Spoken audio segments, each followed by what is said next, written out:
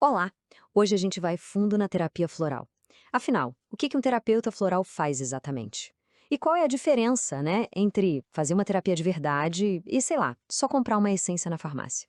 A gente vai ver que a jornada para o equilíbrio emocional, bom, ela é bem maior do que um frasquinho. Ok, então, para a gente entender bem o papel do terapeuta, nosso papo vai passar por alguns pontos. Primeiro, o que é esse tal de desequilíbrio emocional? Depois, o que são as essências florais? Aí vem o ponto principal, a diferença entre se cuidar por conta própria e ter uma terapia guiada. E, claro, vamos ver o que a ciência já descobriu sobre isso tudo.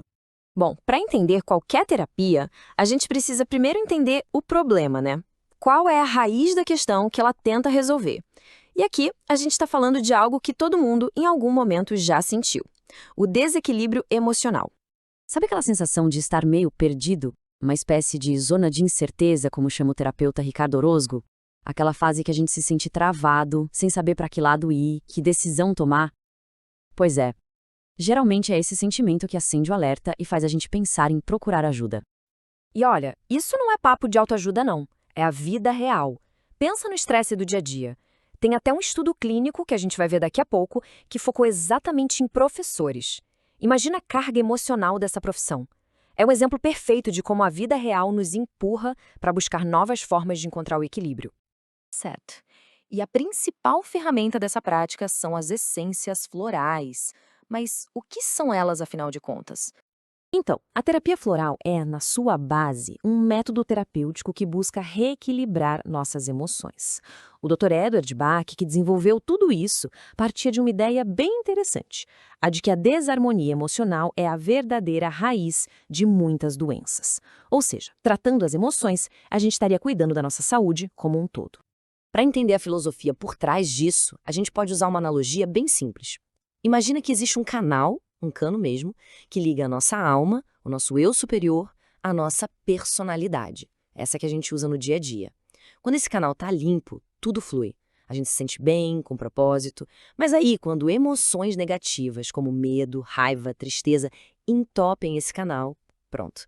É aí que a desarmonia aparece. E olha só que profundo que o próprio Dr. Bach dizia sobre isso. Essa citação mostra que o objetivo final é muito maior.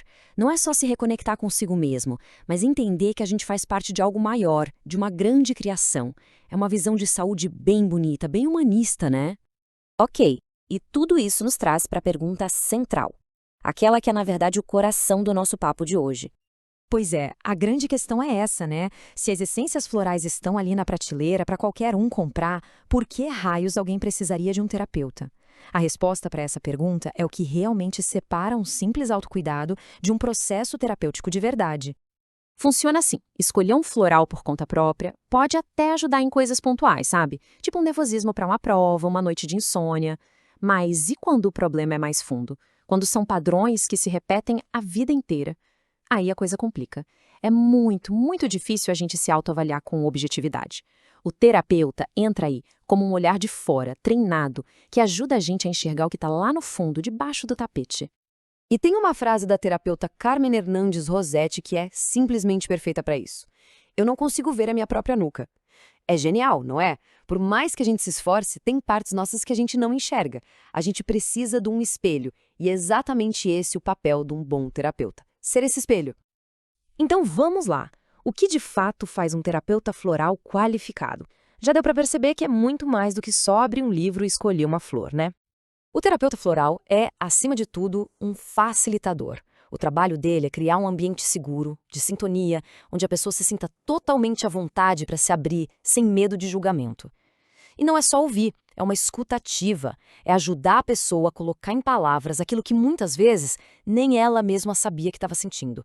É um trabalho de investigação que pode usar até ferramentas como o genograma, que é tipo um mapa da história da família para entender padrões que vêm de longe. O foco é sempre o mesmo: ajudar a pessoa a tomar as rédeas do seu próprio processo. E aqui tem uma mudança de mentalidade que é fundamental. Na terapia floral, a gente não costuma usar a palavra paciente, que soa meio passivo, né? A gente fala cliente. Por quê? Porque o cliente é um participante ativo do processo. Ele colabora com o terapeuta, ele assume a responsabilidade pela sua jornada. Pensa assim: as essências são a ferramenta, mas quem faz o trabalho de transformação é o próprio cliente. Tá, mas e a ciência? Além de toda a filosofia e do processo terapêutico, existem evidências? Sim! Vamos dar uma olhada num estudo científico bem sério que testou a eficácia da terapia floral num ambiente super controlado. Em 2020, foi feita uma pesquisa com professores, e não foi qualquer pesquisa, não. Usaram um método que é considerado o padrão ouro da ciência. Foi randomizado, ou seja, os participantes foram escolhidos por sorteio. Foi duplo cego, o que significa que nem os professores nem os pesquisadores sabiam quem estava tomando o floral de verdade e quem estava tomando o placebo. E, claro, controlado por placebo, para ter certeza que o resultado não era só coisa da cabeça. E o resultado? Bom, o resultado foi impressionante. O grupo que tomou as essências florais de verdade teve uma queda de quase 25% no nível de estresse. Já o grupo que tomou o placebo, que era só água com conservante, teve uma redução de menos de 9%. A diferença é gigantesca, não tem como negar. E para quem gosta dos detalhes técnicos, a credibilidade científica disso está num número chamado valor P. Nesse estudo, ele foi de 0,0000. O que isso quer dizer em bom português? Que a chance desse resultado ter acontecido por puro acaso é praticamente zero. Isso dá um peso científico gigantesco para o que foi encontrado. Certo. Então, depois de passar por tudo isso, qual é a grande lição? O que a gente leva para casa? Acho que a melhor forma de resumir é com uma analogia que o Orozco usa, a da canoa. Pensa na terapia como uma canoa. Para ela andar para frente, ela precisa de 2 remos, certo? As essências florais são um desses remos, um remo superpotente. Mas e o outro? O outro remo é o trabalho do cliente, a consciência, a responsabilidade. Tudo isso guiado pelo terapeuta. Se usar só um remo, a canoa fica girando em círculos, não sai do lugar. Precisa dos 2 para avançar e finalmente chegar na outra margem. E isso tudo deixa a gente com uma reflexão final. Fica claro que a terapia floral com o acompanhamento de um bom profissional é uma ferramenta e tanto para o equilíbrio. A pergunta que fica no ar é: nessa jornada pessoal de cada um em busca de bem-estar, qual dos 2 remos está precisando de mais atenção agora? A resposta para essa pergunta, bom, ela pode ser o começo de uma transformação e tanto.